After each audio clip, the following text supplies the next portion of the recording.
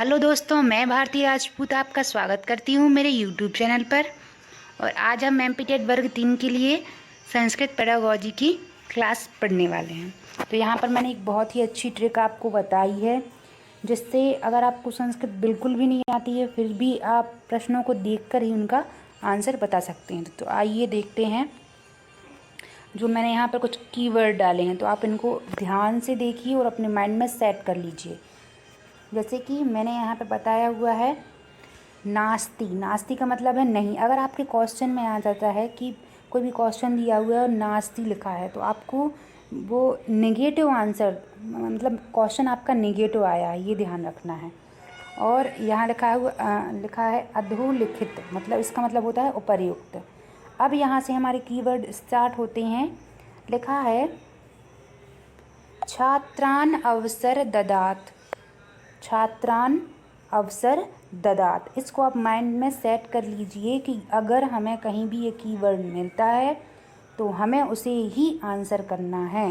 छात्रान अवसर ददात। अगर हमें कहीं मिलता है नेक्स्ट पाठे रुचि वर्धनम, पाठों में रुचि, पाठे रुचि वर्धनम, तो हमें इसको आंसर करना है। अगर हमें कहीं ये मिलता है तो विभिन्न संदर्भेषु शब्दानाम प्रयोग। अगर हमें ये कहीं मिलता है विभिन्न संदर्भेषु शब्दानाम प्रयोग, तो हमें उसको आंसर करना है। ध्यान रखेंगे आप सब। छात्रान अवसर ददात, पाठे रुचि वर्धनम, विभिन्न संदर्भेषु शब्दानाम प्रयोग। आगे बढ़ते हैं। अगर आपको कहीं आंसर में मुक्त वातावरण मिलता है, क्या ध्यान रखना है आपको। अगर आपको कहीं आंसर में मुक्त वातावरण मिलता है तो आपको उसको आंसर करना है। कहीं मिलता है आपको स्वानुभूति प्रकटनार्थ छात्रान अवसर ददात, स्वानुभूति प्रकटनार्थ छात्रान अवसर ददात, तो भी आपको इसको आंसर करना है। पाठे रुचि वर्धनम, विभिन्न गतिविधि, आपको कहीं विभिन्न गतिविधि टाइप का आंसर मिलता है तो आपको आंसर करना है व्यवस्थित प्रयोग, विविध विद्यार्थी नाम आवश्यकतानुरूपम। अगर ये सब आपको कहीं मिलते हैं तो आप इन्हीं को आंसर करना है। आगे बढ़ते हैं। अगर आगे हमारे कीवर्ड्स हैं छात्रा स्वानुभवाधारेण, छात्रा स्वानुभवाधारेण, वैविध्यपूर्ण गतिविधिषु, वैविध्यपूर्ण गतिविधिषु। याद आपको थोड़ा सा इनको देखना है, माइंड में बना लेना है। ग्रहणात्मक कौशलम अस्ति, क्या ग्रहणात्मक कौशलम अस्ति। कहानी कविता से संबंधित अगर आपको क्वेश्चन आते हैं तो आपको याद रखना है, आपको सृजनात्मक और आनंदात्मूर्ति, ये आपको वर्ड्स उसमें ढूंढने हैं। आनंद की अनुभूति और सृजनात्मकता, ये आपको ढूंढना है कहानी कविता वाले क्वेश्चन में। अब कहीं आपको मुक्त वातावरण मिलता है तो अब मैंने आपको पहले ही बताया था इसका यूज़ करना है। आगे बढ़ते हैं।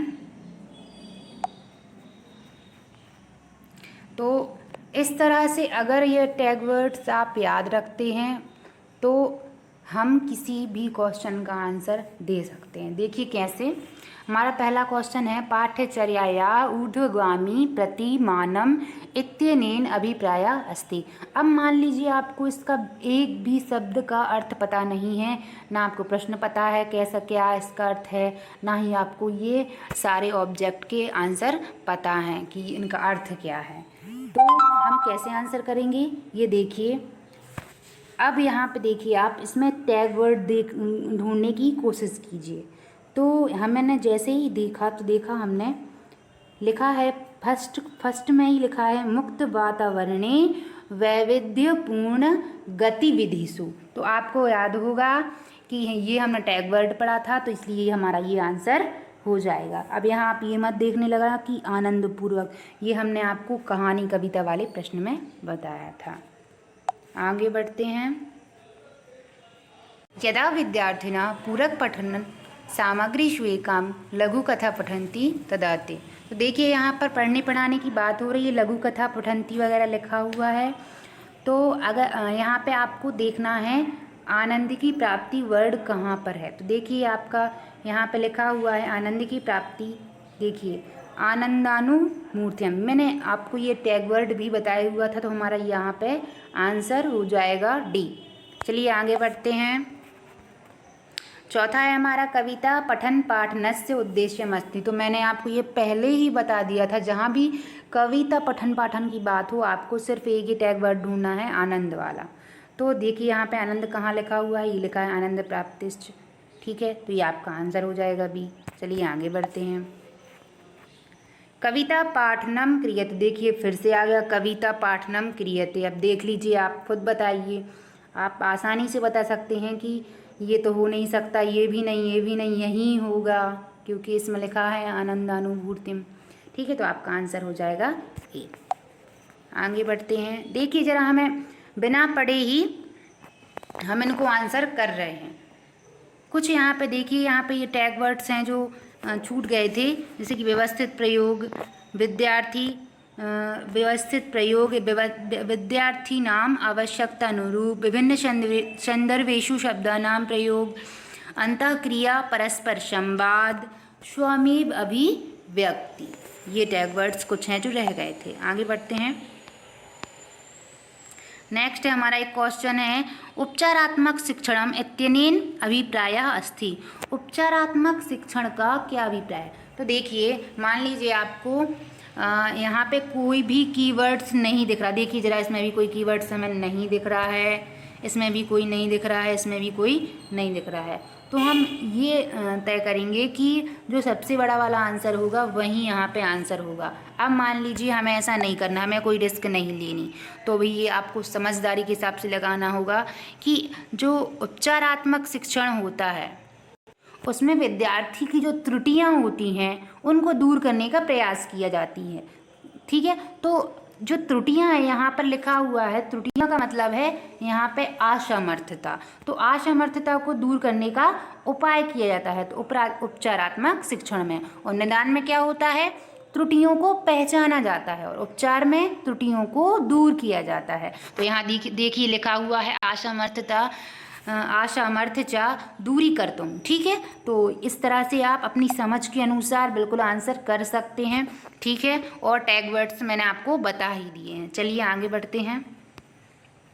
अगर आपको वीडियो पसंद आए तो प्लीज़ लाइक ज़रूर कीजिएगा। नेक्स्ट है हमारा क्वेश्चन, सप्त कक्षाया आंग्ल भाषाया शिक्षिका स्वच्छात्राणां मौखिक भाषायाम दक्षता वर्धयितुम। अब देखिए भाई, इतना बड़ा क्वेश्चन है। अब आप सोचेंगे कि ये क्या है, मेरे से कोई अर्थ नहीं आ रहा है, तो फिर आप क्या करेंगे? आपको कुछ नहीं, आपको टैग वर्ड ही ढूंढना है। तो देखिए ज़रा, कहीं टैग वर्ड दिख रहा है आपको? क्या इसमें टैग वर्ड नहीं है? इसमें है क्या? नहीं है। इसमें है क्या? नहीं। अब यहाँ देख लीजिए, यहाँ लिखा है कक्षायाम बोधात्मक प्रश्नानाम। तो भाई कहीं भी आपको बोधात्मक प्रश्न मिल जाए, बोध कराने वाले प्रश्न मिल जाएं, तो वो आपका आंसर होता है। ठीक है, तो इस तरह से हमने सारे क्वेश्चंस को कंप्लीट किया। और अगर आपको मेरा संस्कृत पेडागोजी का ये वीडियो पसंद आया हो तो प्लीज़ लाइक करें और मेरे चैनल को सब्सक्राइब ज़रूर करें और अपने फ्रेंड्स के साथ शेयर करें। Thank you.